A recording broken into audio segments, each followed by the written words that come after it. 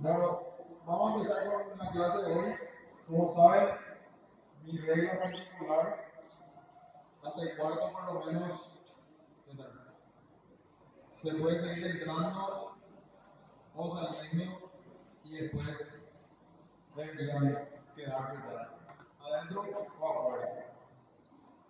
Como les expliqué el otro día, el tema es que no se interrumpa la clase más. Eso es lo primordial. Bueno,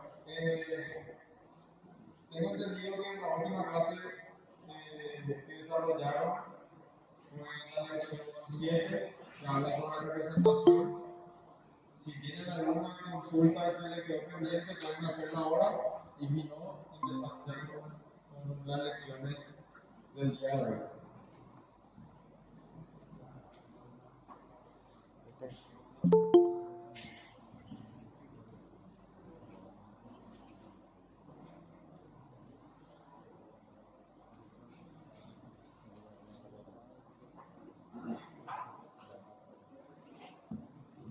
Bueno, veo que nadie consulta la lección anterior, entonces vamos a pasar con la de hoy. Hoy vamos a desarrollar dos unidades, entonces vamos a tener que acelerar un poco el trámite. Como siempre, vamos a ver los aspectos principales y básicos y para los conceptos, pero vamos a tratar de meter las dos unidades enteras hoy porque, como saben, son muchas unidades, no hay demasiados días de clase y encima varios días. Exactamente. Varios días se suspenden, se cancelan, entonces hay que aplicar todavía más. Entonces, hoy vamos a desarrollar la lección 8 y también la lección 9, que son las últimas dos de la primera parte. La primera parte que habla de hechos y actos. La segunda vamos a tocar ya las obligaciones. Bueno, la primera del día es la lección 8 y habla de los elementos accidentales del acto jurídico. Esto ya lo habíamos visto de manera resumida cuando hablamos de los elementos del acto jurídico, pero hoy vamos a repasarlos y a profundizar de alguna manera estos elementos accidentales. Bueno, el primer elemento accidental del que vamos a hablar es la condición. A ver si alguien se acuerda de qué consiste esa condición que dijimos que era primordial cuando hablamos de condición. ¿Sí? ¿Tu nombre? Teresa, te escucho. Y tenía que ver con algo que va a pasar más adelante, que podía pasar o no pasar en el futuro. ¿El futuro? Sí, ese es el elemento principal de la condición. Un hecho futuro y que no sabe si va a pasar o no. Es decir, incierto. Entonces, tenemos un hecho futuro que tiene la característica de ser incierto. Hay incertidumbre sobre ese hecho, sobre exactamente si va a ocurrir o no va a ocurrir. Entonces tenemos un hecho futuro incierto. ¿Y qué es lo que hace este hecho futuro incierto? Este hecho futuro incierto sujeta el nacimiento o la extinción de una obligación a su realización. Entonces, si ocurre este hecho futuro incierto, básicamente va a darse una de estas dos cosas. O va a nacer una obligación o va a extinguirse una obligación. Bueno, entonces la condición es el evento futuro e incierto al cual las partes o al cual un acto jurídico sujeta su nacimiento o su extinción. ¿Hasta ahí tienen alguna consulta sobre el concepto? Bueno, La condición tiene clases y las principales pueden verla en su programa. Y son las positivas o negativas, que forman parte de la nueva clasificación, y están las potestativas, casuales y mixtas. Esas tres también de la misma clasificación. Ahí le damos una aclaración que creo que en algunos programas, no creo que en los libros sí están causales y en realidad es casuales. Bueno, la primera clasificación habla de positivas y negativas. La condición positiva se refiere a la realización de un hecho, a que un hecho se produzca. Entonces, es la producción de un hecho. Por eso su nombre es positivo. A diferencia de la condición negativa, que es la omisión de un hecho. Con los ejemplos le va a quedar más claro. Una condición positiva puede ser, que la selección argentina, hoy que está acá, salga a saludar a sus aficionados mostrando la Copa del Mundo. Eso es un hecho positivo. Es una condición positiva porque estamos hablando de la producción de un hecho. Por otro lado, si hablamos de una condición negativa, podemos usar el mismo ejemplo, pero de manera, como el nombre lo dice, de manera negativa. Es decir, por ejemplo, esta compraventa está sujeta a que la selección argentina no salga a saludar a sus fanáticos con la Copa del Mundo. Entonces, la condición positiva se refiere a la producción de un hecho. Un hecho tiene que darse para que esté realizada la condición. En cambio, la negativa es la omisión de un hecho. Algo tiene que dejar de pasar, algo tiene que no pasar para que se cumpla la condición. Debe estar implícito, no. No, puede ser implícito, puede ser expreso. Lo que tiene que ser es una omisión. Tiene que dejar de pasar algo, que tiene que no pasar algo. Supongamos que celebramos un contrato de locación de una casa y sujetamos la terminación del mismo a que, ¿me repetís su nombre? Teresa, a que Teresa no tenga una mascota. Entonces, mientras vos no tengas una mascota, puedes seguir sin problema económico. Entonces, positivo que ocurra un hecho, negativo que no ocurra un hecho. Si hablamos de una condición positiva, el hecho ocurre, queda cumplida la condición. Si hablamos de una condición negativa, el hecho no ocurre, queda cumplida la condición.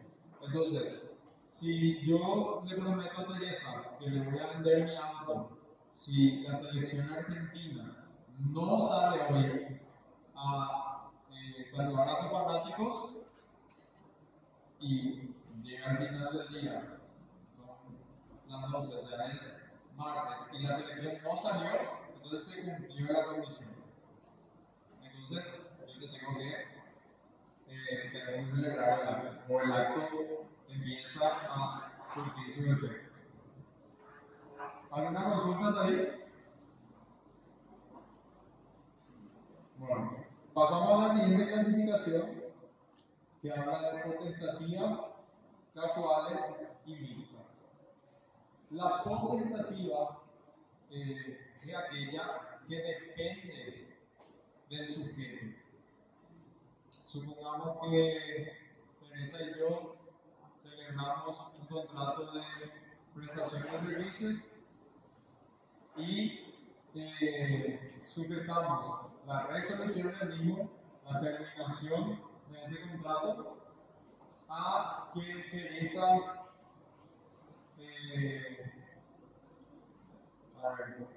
vaya a la cancha, a un partido limpia.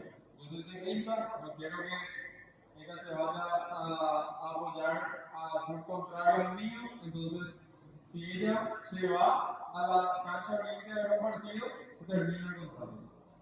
Obviamente esto es todo ficción, no importa de qué club son ni nada, es para ejemplificar más rápido. Pero entonces ella se va a la cancha, se terminó el contrato. Que ella se vaya o no a la cancha depende exclusivamente de ella. Depende de la voluntad que yo Exactamente, depende de la voluntad de Teresa decidir irse o no a la cancha. Por otro lado, si es una condición casual, esa condición o que se dé esa condición no depende de su voluntad. Entonces, ¿cómo es tu nombre? Julián, Adrián. Adrián y yo decidimos que yo voy a venderle mi PlayStation si mañana a las 10 de la mañana está lloviendo. Él no puede hacer absolutamente nada para que llueva o no llueva. Y yo tampoco. Ninguna de las partes tiene voluntad, tiene potestad, ninguna fuerza sobre que ocurra o no esa condición. Entonces estamos hablando de una condición casual. No depende de las partes, ni de su voluntad, ni de sus potestades. Entonces, ahí estamos hablando de una condición casual. Y por último, esta clasificación habla de la condición mixta, que es un híbrido entre los dos, una mezcla de ambos tipos de condición. Y entonces lo que pasa es que la condición en parte depende de la voluntad de las partes y en parte no. Y eso está bien marcado. Podemos unir los ejemplos que usamos y decir que yo le voy a vender mi PlayStation a Adrián si mañana a las 10 de la mañana está lloviendo y él está bailando bajo la lluvia. Entonces, en parte, no depende de él, porque él no puede hacer nada para que llueva o no llueva. Pero, una vez cumplida esa parte, si está lloviendo, la siguiente parte de la condición sí depende de él, que es salir a bailar o no con la lluvia. Entonces, esa sería una condición mixta, porque en parte depende de Adrián y en parte no. Entonces se dan ambas características en una misma condición. ¿Sí? un ejemplo, profe, de casuales. Si este año hay buena cosecha, construiremos la casa. Claro, eso en principio es casual porque puede haber una sequía y eso no depende de vos. Puede haber inundaciones y eso no depende de vos. Y en mixta dice, si este año hay buena cosecha y tiene voluntad, podrás construir la casa. ¿No? No es tan buen ejemplo porque voluntad de qué. Lo que tiene que darse en la mixta es que la condición o el cumplimiento de la condición dependa en parte de la voluntad de uno de los sujetos y en parte no. ¿Alguna consulta de ahí? Claro, porque que yo no depende de él, pero que baile sí. Okay. Bueno, y pasamos a la siguiente clasificación que habla de dos tipos de condición. Y esta clasificación probablemente es la más importante y la más práctica, porque es la que más se usa.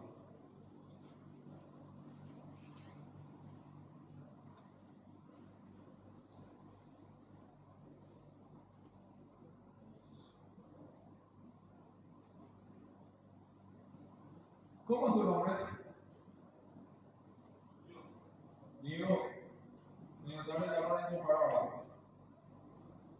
Bueno, continuamos. Nos quedamos en condición suspensiva, condición resolutiva o resolutoria. Le dije que esta es la clasificación más importante y en esta clasificación están estas dos clases, la suspensiva y la resolutoria. ¿Cuál es la condición suspensiva? La condición suspensiva es aquella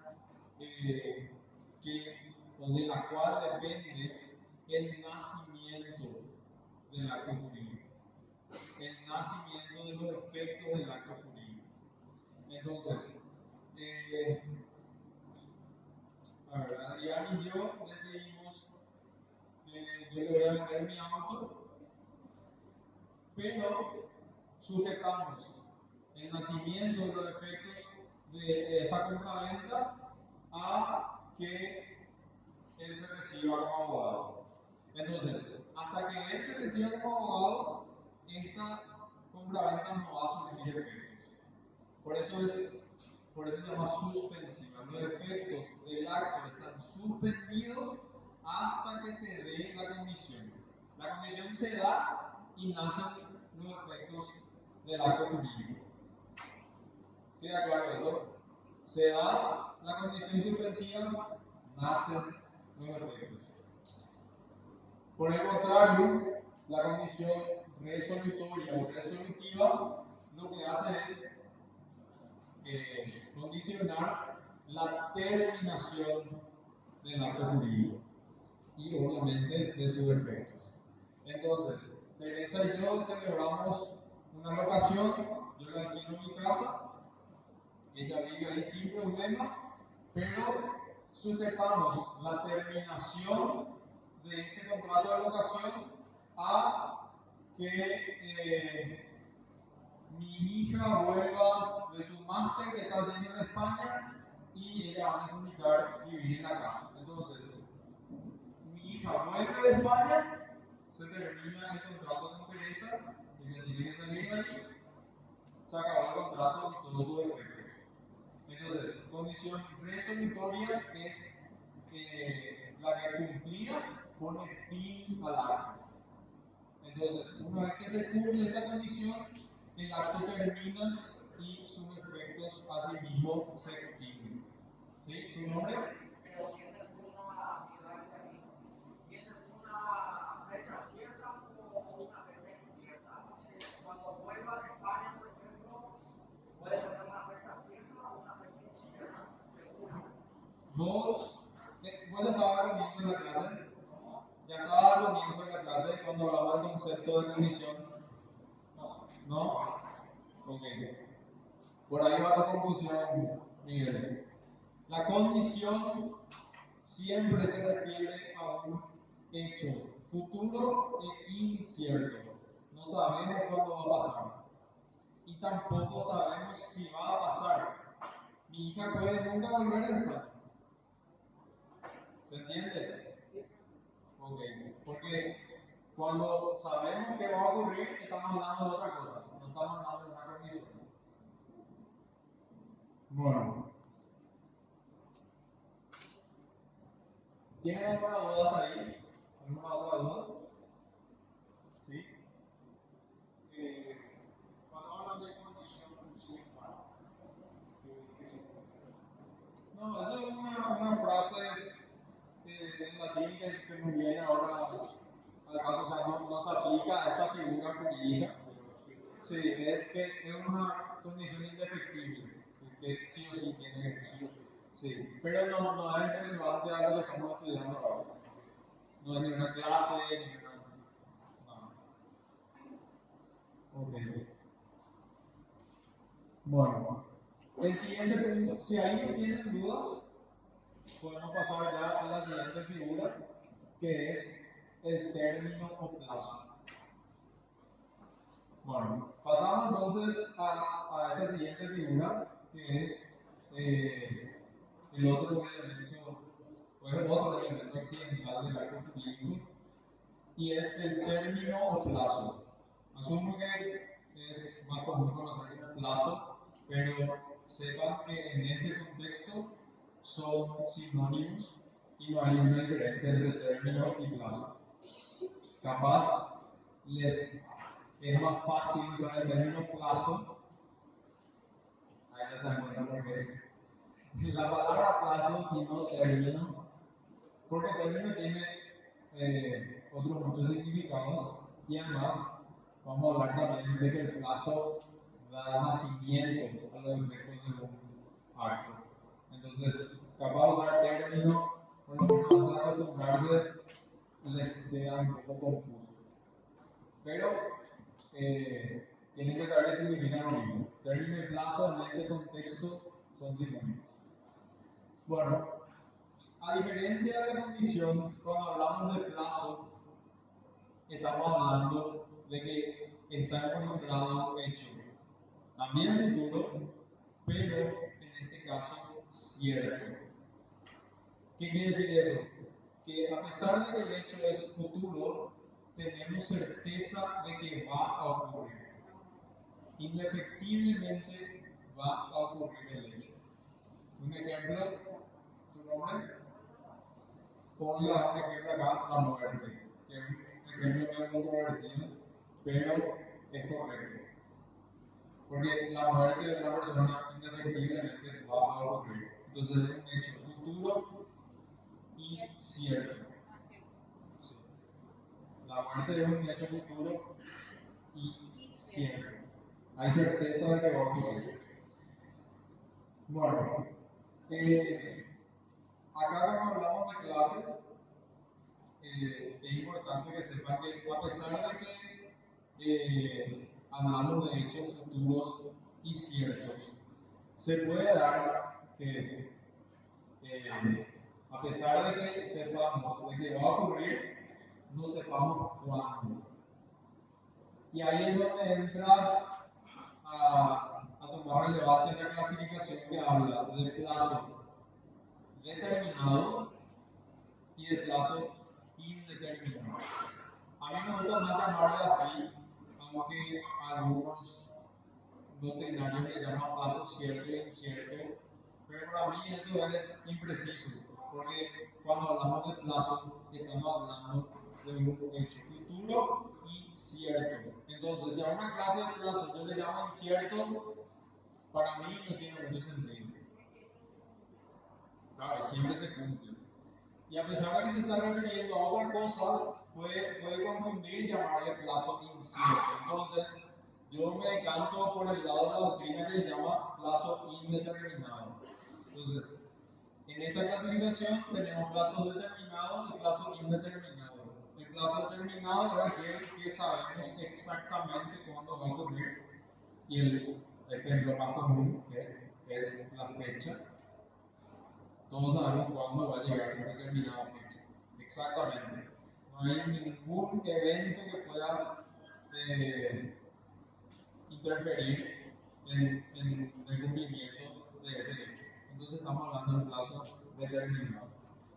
Y por otro lado, cuando el plazo es indeterminado, sabemos que va a ocurrir, pero no sabemos cuándo. El ejemplo que yo usé de mi hija volviendo de España. Puede volver en un mes, después de terminar su máster, puede volver 5 años, puede terminar su máster. No sabemos, no me dijo. Entonces, yo lo sé.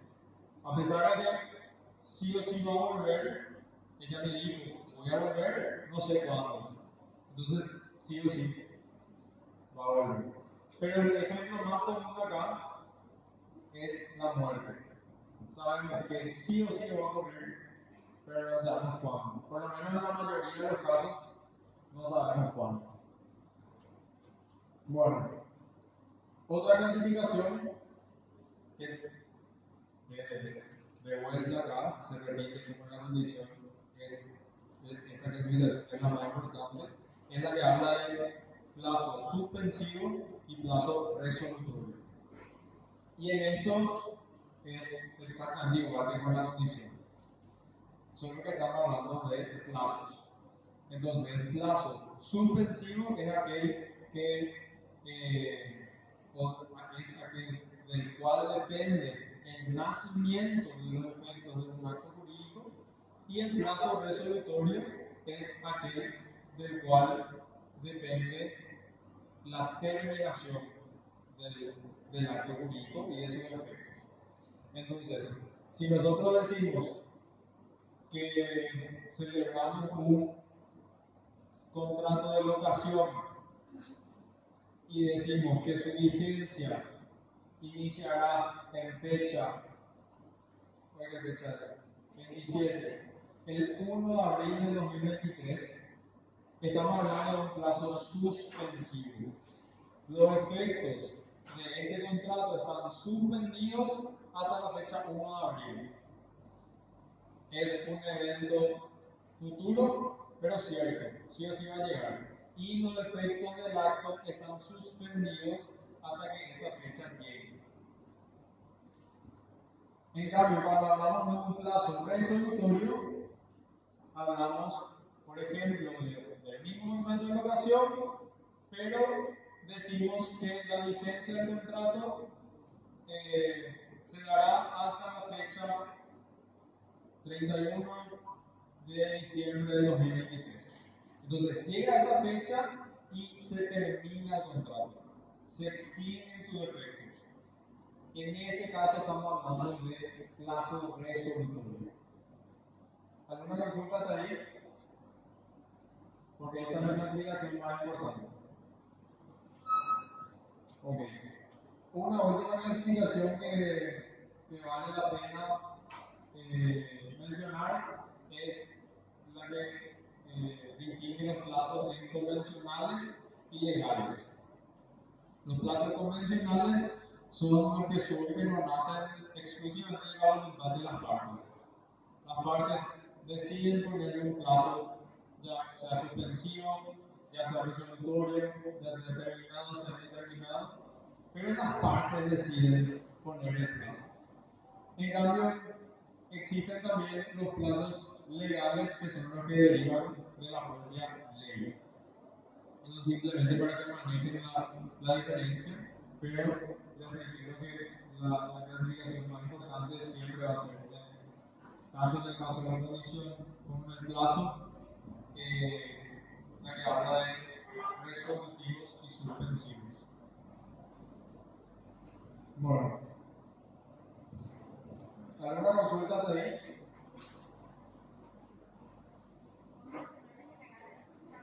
Sí, sí.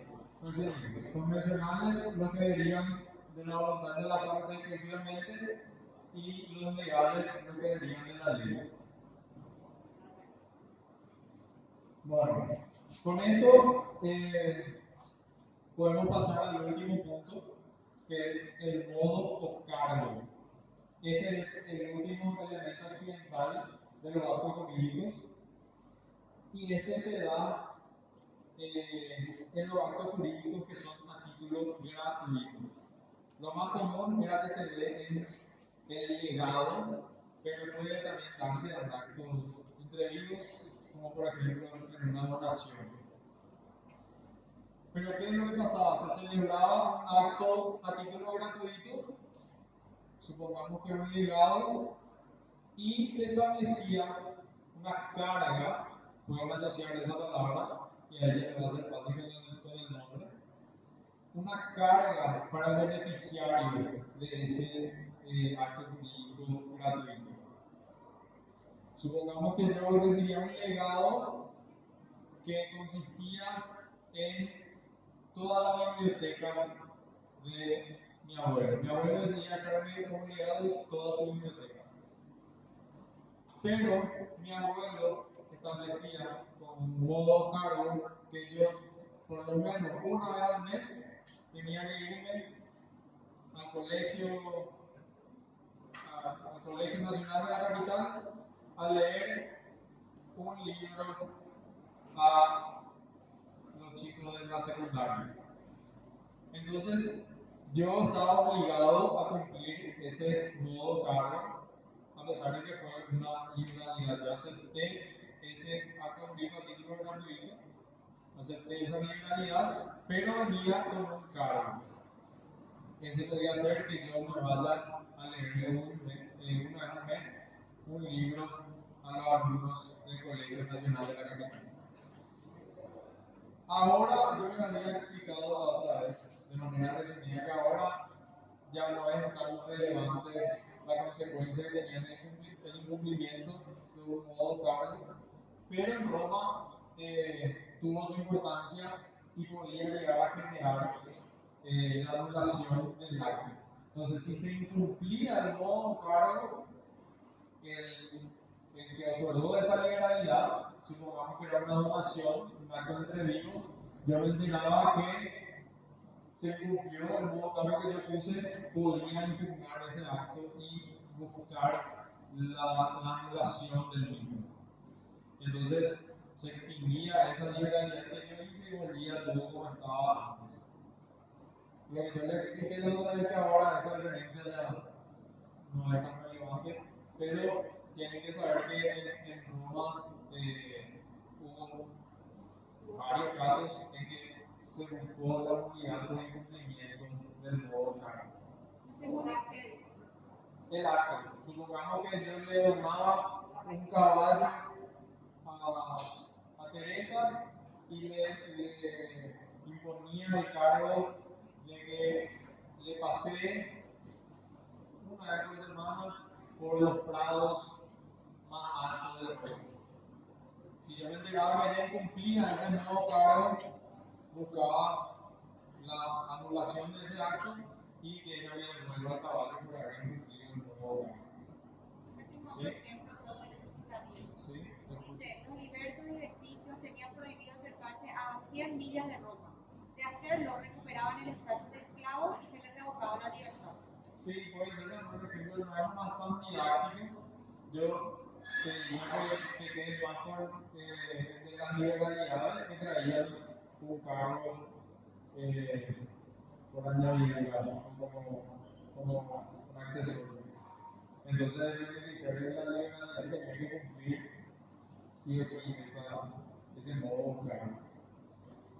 Bueno, ¿tienen alguna consulta ahí sobre esta lección? Puede ser del punto anterior, porque con esto cerramos esta lección. Y si no hay consulta, vamos a pasar a la siguiente.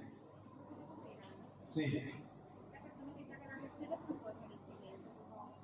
No sé de qué es. ¿No sabes? ¿De quién es el celular que está acá en la pizarra? Nadie sabe.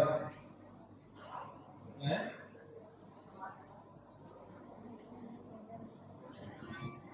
Para no hay caso. Cuando aparezca el dueño, si le ven al dueño, vos sos dueño. ¿Puedes levantar la mano?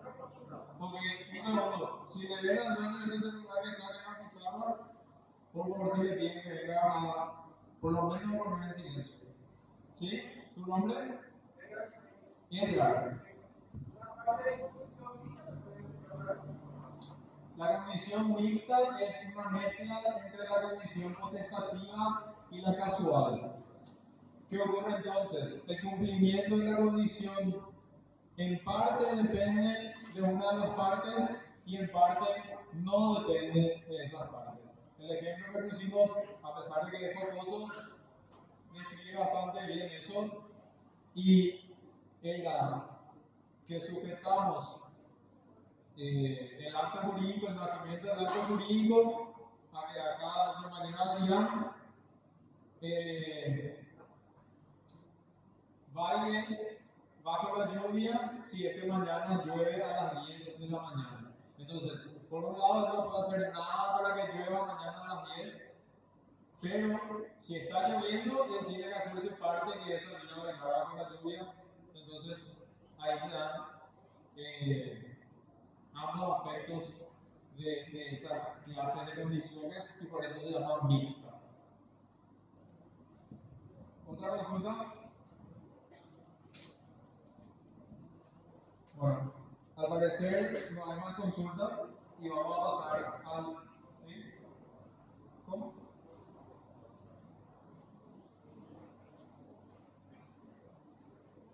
¿Podemos tocar sin problema? Acá el compañero pregunta sobre los negocios ex-DIE, que hablan del DIE actual, DIE actual, DIE CEDI, DIE venir. Es un punto que cuando estamos desarrollando la bolilla se puede saltar, pero como él preguntó, vamos a explicar qué es. En la actualidad no es tan relevante, pero era una clasificación en latín que manejaban los romanos. Y a lo que se refiere negocios ex die es a los actos jurídicos que estaban sujetos a un plazo. Si el acto jurídico tenía un plazo, se le llamaba negocios ex die. Y esa nomenclatura en latín que ven ahí indicaban los elementos de ese acto jurídico con respecto al plazo. Dies a quo se refería al día en el que empezaba el plazo, al que en la parte decidieron acordar que el plazo se computaba desde ese día. Dies a quem era el plazo, claro, el día en el que terminaba el plazo. Entonces era la expresión hasta, es la que describe ese elemento. Y el día sedi se refería a cuando se cumple ya ese plazo, llegaba a esa fecha, por ejemplo, que era lo más común. Ese era el día sedi, cuando nos estábamos refiriendo al inicio del plazo, al inicio del acto. Y en cambio, el 10 veni, por último, era también ya el advenimiento de ese plazo, pero en cuanto a la terminación del acto. ¿Queda claro? Ok. ¿Alguna otra consulta sobre esta lección? Bueno, pasamos entonces a la lección 9, que habla de la ineficacia de los actos jurídicos. Bueno, ¿cuáles son las clases de ineficacia de los actos jurídicos que existían en Roma y existen hasta hoy? Así, por lo menos en el sentido esencial y básico, existen igual a como existían en Roma. No sé si alguno se anima a explicarme qué entiende por esta ineficacia de los actos y sus clases. Alguno que levante la mano, alguno que sepa, que trabaje ya en lo jurídico. Nadie se anima. A ver. Esas son las clases de ineficacia. Exactamente.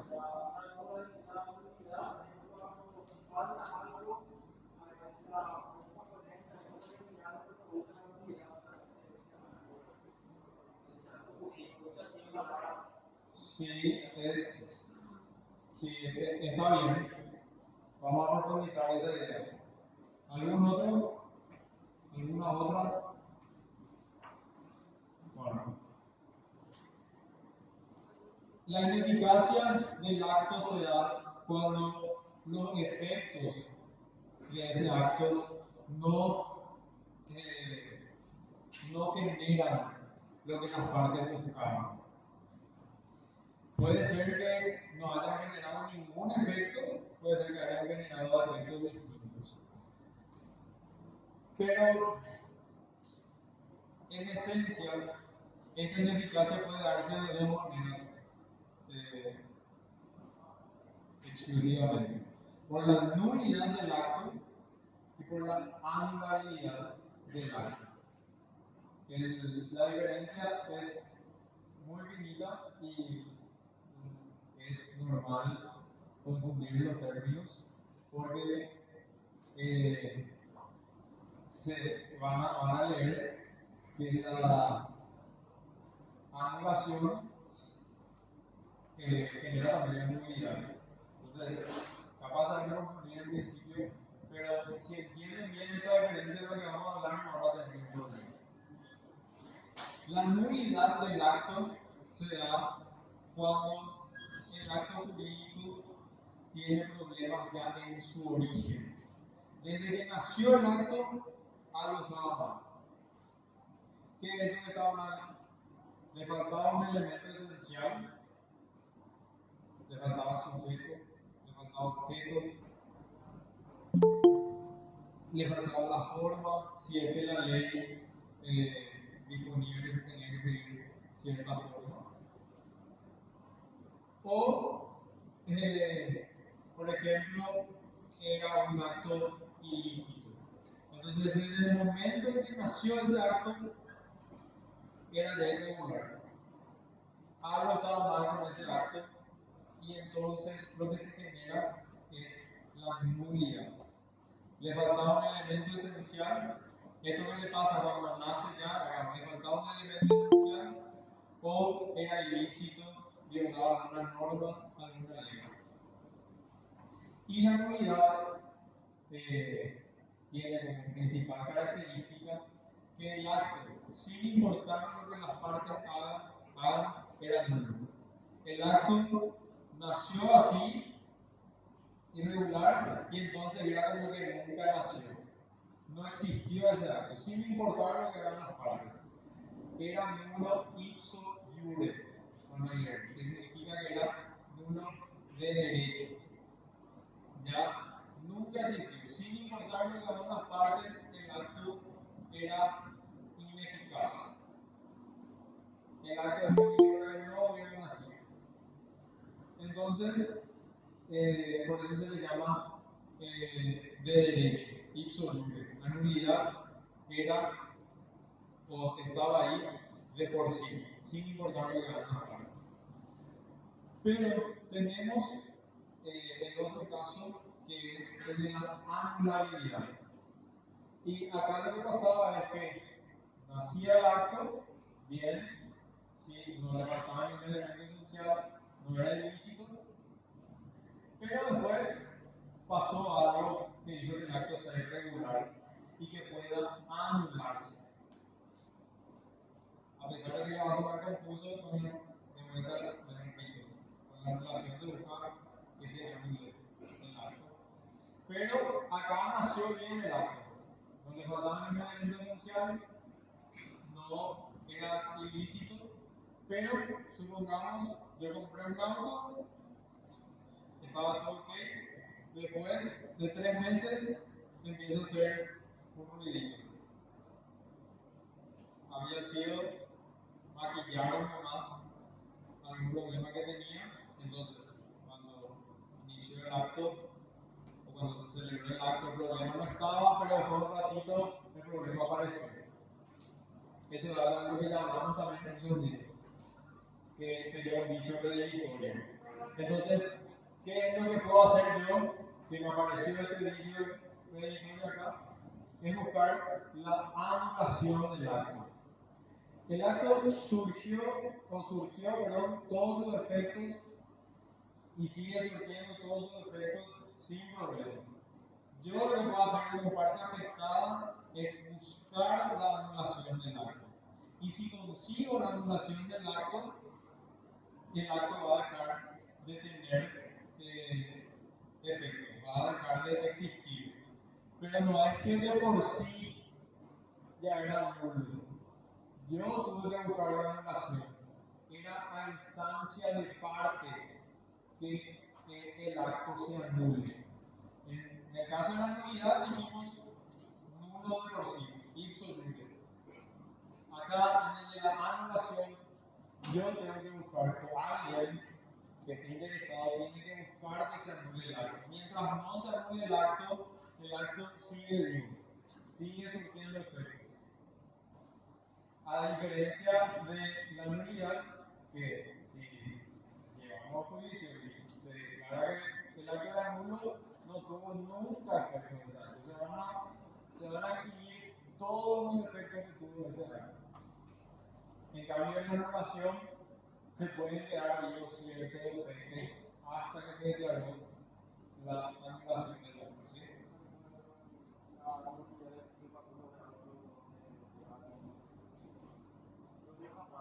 Sí.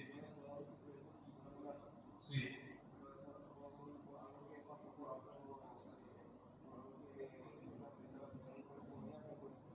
Y depende.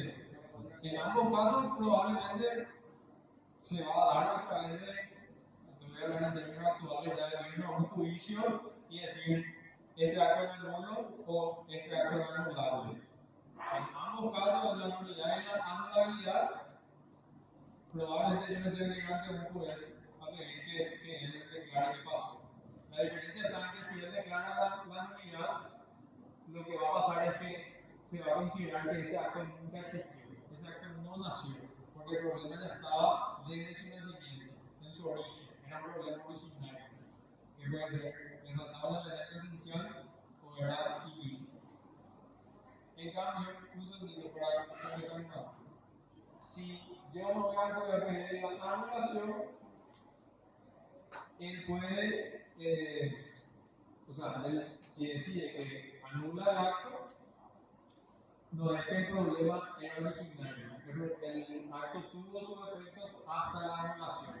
No se va a considerar que nunca existió el acto. Se va a considerar que existió hasta su anulación. ¿Se entiende la diferencia? ¿Se entiende la diferencia? Y es juego cognitivo. ¿Se entiende esa diferencia?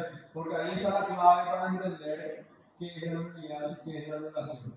Porque, como les dije, es el nombre parecido y a veces incluso se usa la misma palabra cuando estamos hablando de una u otra figura. ¿Sí?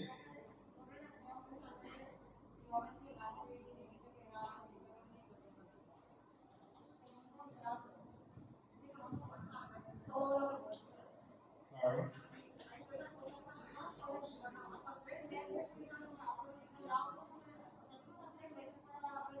Sí, sobre todo.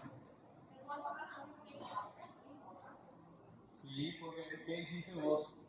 A esa protección contra vicios redimitorios que le hiciste. Exactamente. Un plazo de qué tipo. Cuando hablamos de clasificación suspensivo resolutorio. ¿Ese era un plazo suspensivo o un plazo resolutorio? A ver, quiero a ver si se entendió. ¿Quién cree que escucharon el ejemplo de la compañera? Voy a repetir. La compañera puso el ejemplo de una compraventa de un auto en el que decimos que voy a estar protegido contra vicios redimitorios por 3 meses. Hasta 3 meses yo estoy protegido contra vicios redimitorios. Entonces, ahí estamos hablando de un plazo suspensivo o un plazo resolutorio. ¿Quién dice suspensivo? Que levante la mano. Resolutor. No, la votación. No levantar la mano. Suspensivo, ¿quién dice? Resolutorio. Y los mismos levantaron la mano que dicen.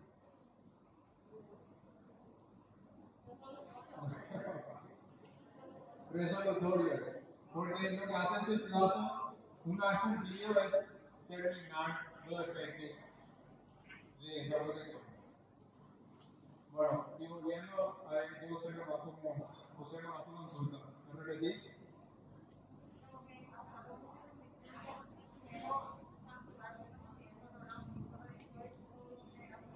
Ah,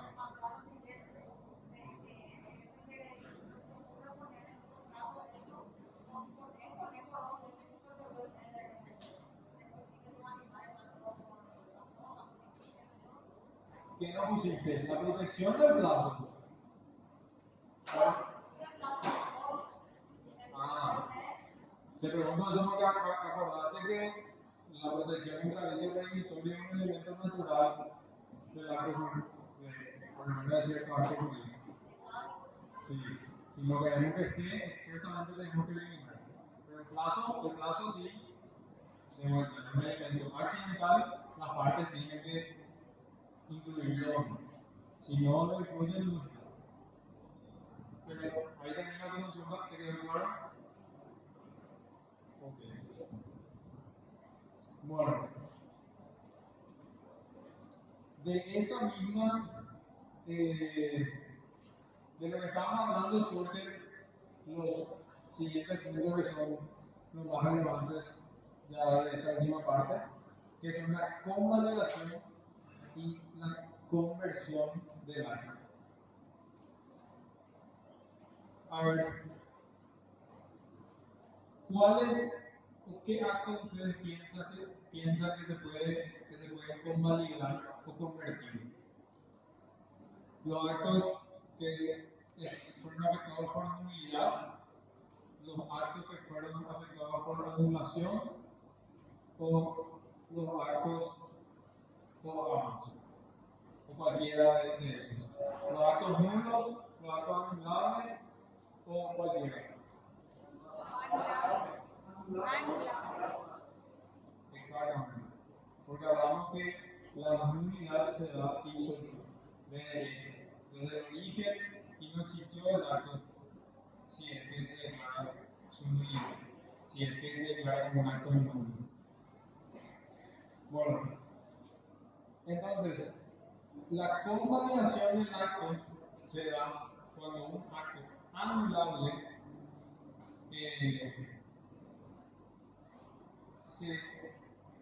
las partes como que aceptan ese defecto que tiene el acto y entonces deciden llevarlo a cabo de igual manera, a pesar de su defecto. Entonces, no, la parte afectada no busca su anulación, sino que decide que el acto se ejecute de igual manera. Entonces se convalida el acto. Puede ser una convalidación expresa, escriben en un papel, yo convalido este acto, no voy a buscar su anulación, se acabó el tema y seguimos. O puede ser implícita, por ejemplo, en el caso de que yo siga ejecutando el contrato sin reclamar o sin buscar la anulación del acto. Entonces se puede interpretar que el acto está convalidado. Un ejemplo puede ser ejemplo que diste hace rato de la compra-venta del vehículo, él compró el vehículo, después de cierto tiempo empezó a hacer ruido.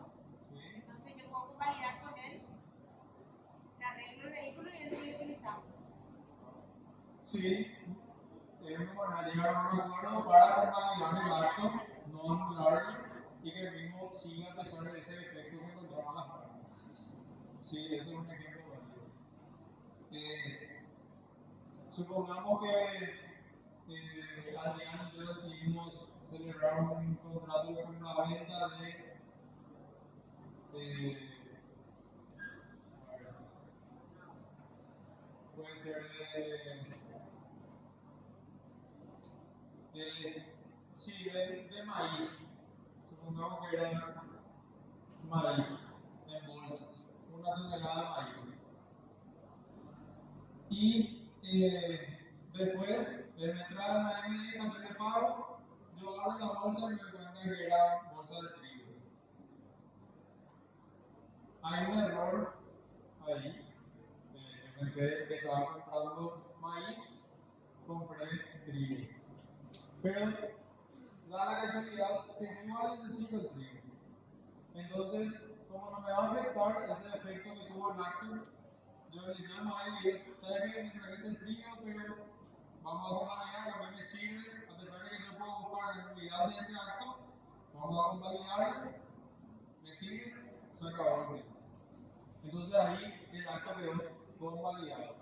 Después de eso, obviamente, ya no puedo buscar la nulidad. Y por último está la conversión del acto. Y acá lo que ocurre es que supongamos que Adrián y yo decidimos o pensamos que estamos celebrando una locación, un alquiler de un auto. Yo le alquilo mi auto, él usa. Él pensó que estaba comprando el auto, yo pensé que le estaba alquilando. Entonces, en principio una locación del auto, pero él en su cabeza compró. Y un día yo le dije, che, devuélveme, terminó el contrato, le dije, no, pero ¿cómo se dice si vos me vendiste el auto? Yo le dije, no, yo te alquilé el auto, empezamos a discutir. Lo que hacemos es, para no anular, supongamos que a mí me conviene igual vender el auto, estoy interesado, entonces se da la conversión del acto.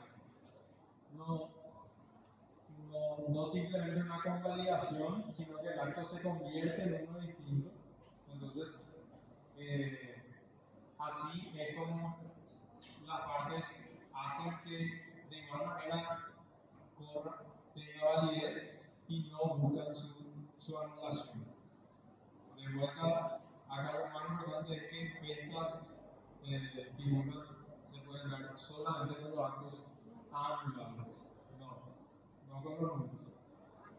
Solo con los anulables. ¿Alguna consulta?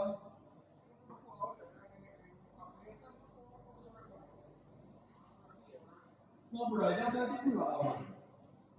Sí, sí, sí. No, claro. Sí,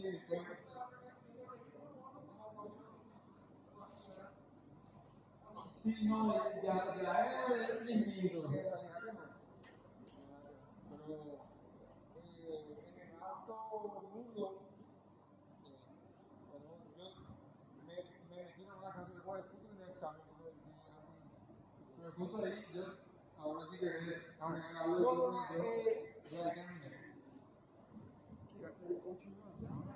Sí.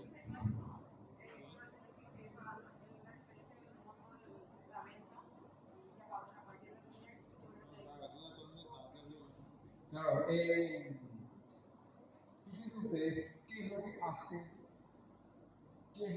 la norma con respecto a la nulidad y a la anulación. Lo que hace básicamente es dice, bueno, si yo no le puedo defender a una persona, entonces si esa persona contrata o esa persona hace determinado acto, yo tengo que privarle de algún efecto a ese acto porque esa persona que contrató no tiene las facultades como para poder realizar un acto realmente voluntario. Si no tiene discernimiento, no tiene intención, no tiene. Entonces, un imaginado mental no tiene la capacidad. Sin embargo, hay veces que, si bien el derecho no, no privilegia esos actos, hay casos en los cuales sí dice, puede guardar. Por ejemplo, un menor, ¿verdad? Un menor que sea mayor de 14 años. Un menor que sea mayor de 14 años, que realice un acto jurídico, que lo que puede pasar, que puede convalidar ese acto. Después, una vez que sea mayor de edad. Sin embargo, un chico que tiene 4 años, que tiene 6 años, que tiene 8 años, imposible que él determine con respecto a las consecuencias de un acto determinado. Entonces, los que son menores de 14 años son absolutamente privados de ninguna posibilidad de realizar un acto. Ahí nomás vi que el profesor Emiliano les dio la parte de condición y de término. Fíjense ustedes que condición siempre la condición es un hecho futuro, ¿verdad? Pero incierto. O sea, yo no sé si va a llegar, yo no sé si no va a llegar, es absolutamente incierto. A diferencia del término que es, yo sé que eso va a llegar. El 27 de mayo de 2024 va a llegar. Entonces es término. Y ahí tienen ustedes término suspensivo y resolutorio. Resolución, acuérdense ustedes que resolución siempre implica exclusión. Entonces, ¿qué es lo que pasa con el término o con la condición resolutoria? Se extinguen los efectos de ese acto. Sin embargo, con el término y con la condición suspensiva nacen los efectos. Si yo digo el contrato su vigencia va a ser a partir del 24 de enero del 2024, ¿qué es? ¿Qué? ¿Y es condición o término? Término. Término suspensivo, porque sí o sí, el 24 de enero hay una posibilidad de que no llegue el 24 de enero del 2024. No hay posibilidad. Entonces, es término.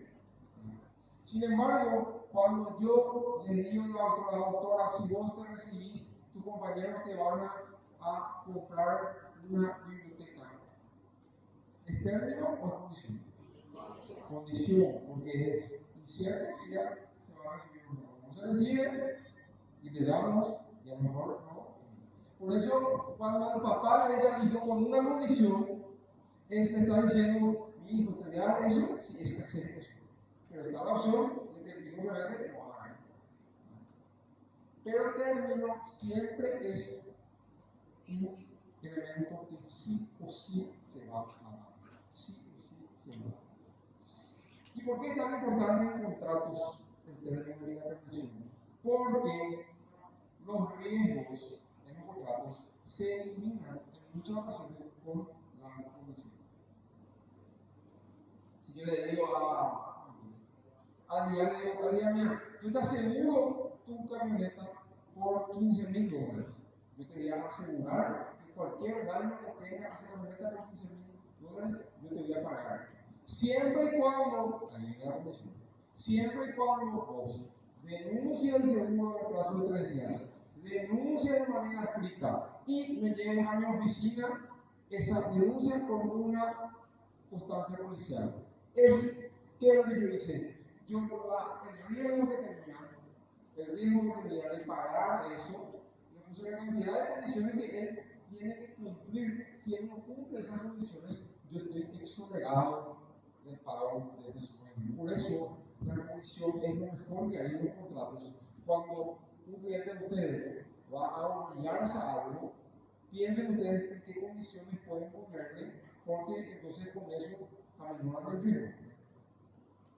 Entonces, cuando se dice que el señor fulano de tal pagará al señor Mengano la suma de $10,000 americanos, siempre y cuando le entregue la propiedad del vehículo, siempre y cuando el vehículo esté libre de todo gravamen, siempre y cuando el vehículo esté a nombre de ese señor, siempre y cuando, las condiciones. ¿Qué son cuestiones que se pueden dar y que no se pueden dar? Pero el otro día yo ponía el ejemplo de ese chico, de la madre embarazada.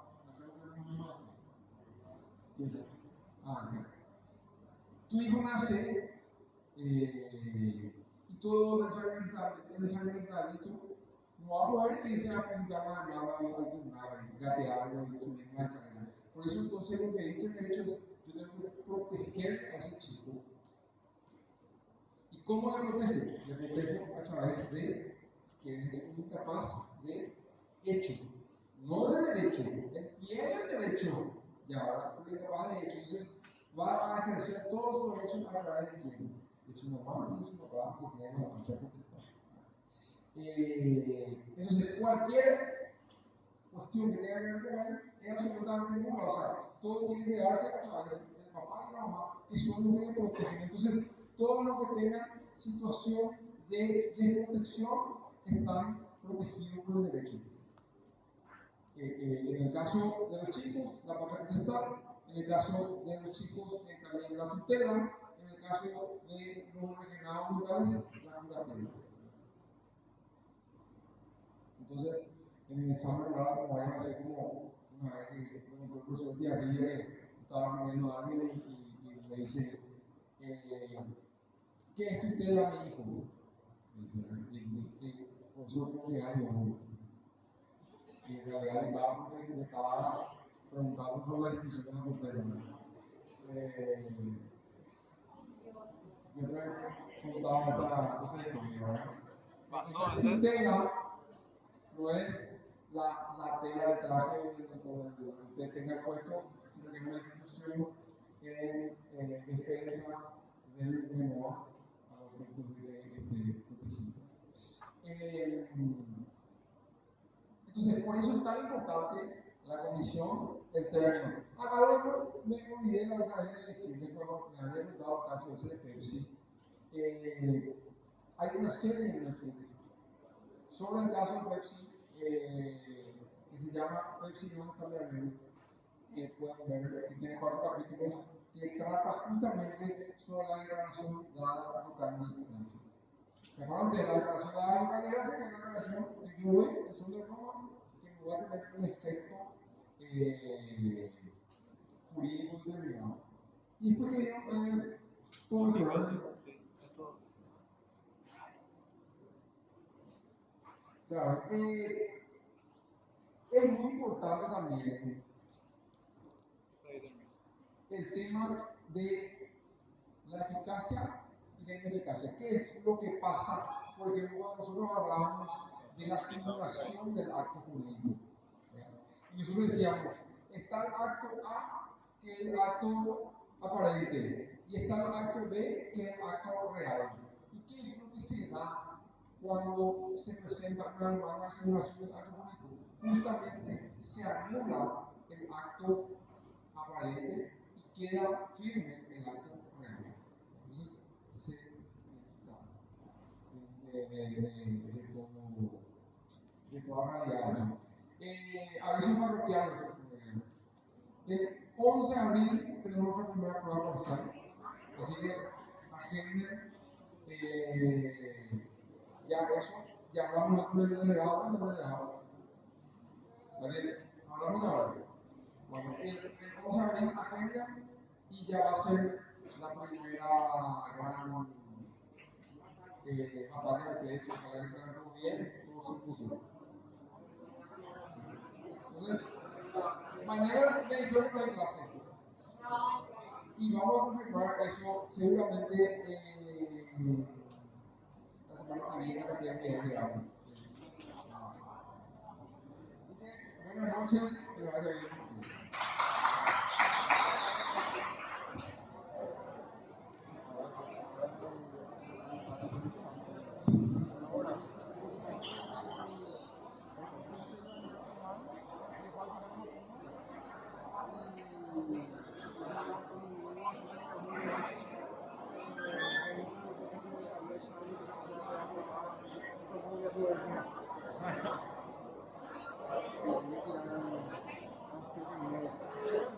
Y cuarto.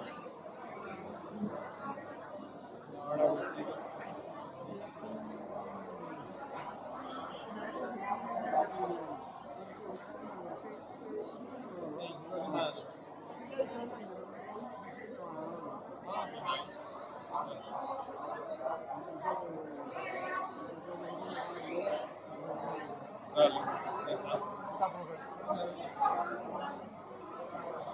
¿Qué pasa cuando el vicio está oculto?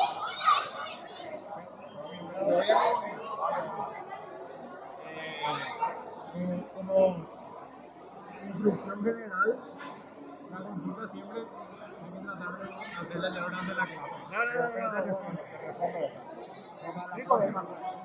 El vicio En la oculto, época romana, el vicio oculto es el vicio redimitorio. en la actualidad, pasa. Bueno, en la época romana te decapitaban. Sí, probablemente. Una cosa así. Pero no entiendo tu consulta, o sea, el vicio oculto es el vicio redimitorio. Sí. Sí. El nombre me Supone preguntaron. que esa condición, o sea, No. El vicio redimitorio no es una condición. El vicio redimitorio es un elemento natural del acto. Si las partes no dicen nada sobre eso, ahí va a estar la protección contra vicio redimitorio. bueno, eso está en el contrato. Pero ¿qué pasa Aunque si la- aparece el vicio que está oculto? Y se puede anular el acto. Pero depende de la parte afectada que busque la anulación. ¿Cuántas líneas tiene? ¿No? Eso. Entonces, bueno, Si aparece el vicio, sí, yo puedo buscar la anulación del acto. la parte afectada. Claro. Pero la parte que vendió, También, pero no creo que busque. Si ya ocultó el nuevo vicio, sí. difícil Si que se hace el importador, ¿qué pasa? tiempo. La parte. Y el juez va a anular el acto. Solo lo anula, no. Se apela. Ahora, eso Si está la así. apelación no lo anula tampoco. Y eso es muy evidente. No, pero así. Pero se Pero da, así vamos a se llegar da. a. No, ¿qué pasa si muere el juez? Si me muero yo, Sí, no. así es. No, obvio, pero no podemos enseñar eso. Ah, bueno, está bien.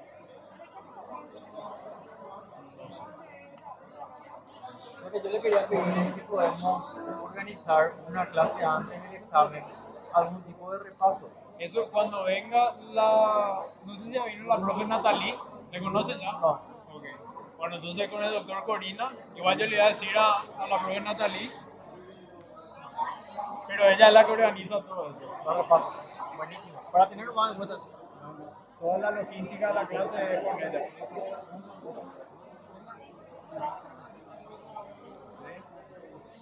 Fecha incierta. Indeterminada. Si me recibo, bonito y todo, tengo que traer una caja. Que eso va a ser mi tesis. Lo que no se enseña. Calicho.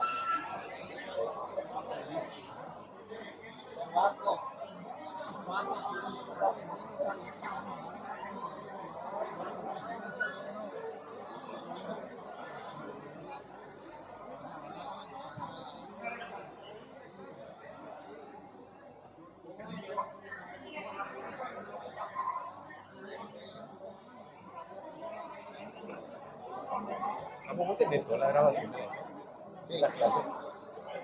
¿Cómo tenés tu cuenta lo de Dani Paras de YouTube? Tengo.